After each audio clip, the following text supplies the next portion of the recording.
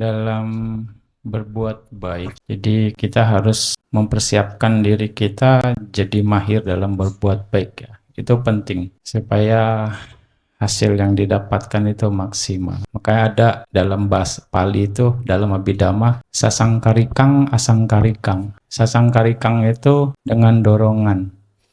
Dorongan ini bukan berarti orang lain yang dorong-dorong Anda, tapi bisa dari perenungan Anda, analisa Anda. Kayaknya udah banyak yang bantu, saya nggak mau bantu deh. Bantu deh, bantu. Itu termasuk dorongan. Kayaknya jangan dana ini deh. Dana misalnya bantu makanan udah banyak, jangan dana deh. Tapi dana deh, dana. Ada kesempatan, saya nggak mau melewatkan kesempatan. Itu bentuk dorongan, sasangkarikang, yang mengawali niat Anda berdana. Ya, karena ada orang juga yang mau bantu kalau memang diperlukan. Ada orang yang nggak bantu deh, udah banyak kok.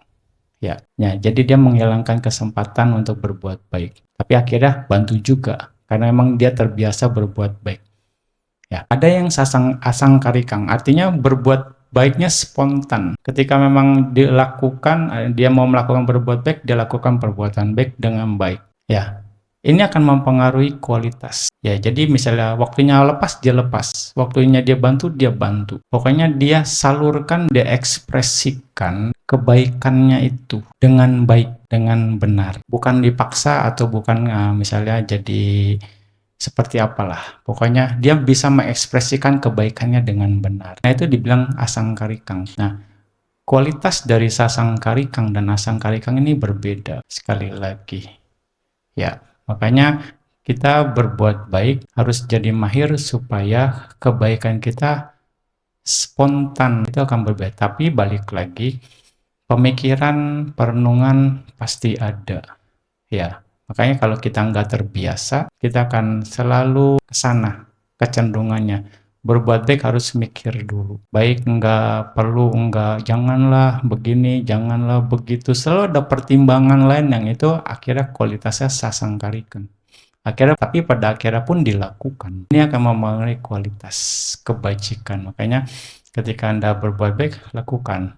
Tujuan dari berbuat baik adalah pelepasan. Sekali lagi, apapun kebaikan Anda misalnya berbuat baik secara materi ya, tujuannya ya pelepasan materi itu sendiri supaya Anda melepas kekotoran batin Anda. Anda berdana tenaga, sama juga. Pelepasan tenaga Anda, pelepasan ego Anda, pelepasan istilahnya harga diri Anda, ya kan, dengan melayani orang itu Anda lepas. Ya kan, Anda berdana nasihat juga Anda melepas kata-kata yang baik, kata-kata yang sopan, kata-kata yang menginspirasi, kata-kata yang memotivasi. Itu juga Anda lepas. Nah, itu yang juga manfaat atau tujuan dari berbuat baik yang akhirnya kita mau melakukannya dengan spontan. Nah, balik lagi, makanya berbuat baik terus lakukan sampai kita jadi mahir dalam berbuat baik sehingga kita bisa memaknai kebaikan itu dengan baik, asangkarikang itu ya.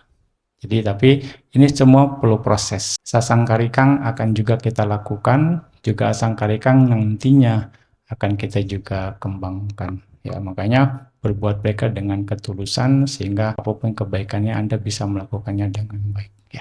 Oke, ya di masyarakat mungkin ada pernyataan seperti ini. Oh, kalau dia baik sama saya lebih baik sama dia. Orang baik saya harus baikin. Itu sasangkarikang. Baik, kita baik sama dia kan ada syarat. Syaratnya dia harus baik. Itu dengan ajakan, bukan dengan ketulusan berarti. Ada syarat. Syarat itulah yang dibilang sasangkarikang. Ya, jadi kita harus ngerti kondisi ini. Jadi baik dari hati, baik dengan tulus kepada siapapun, baik itu yang dibilang asangkarika nantinya.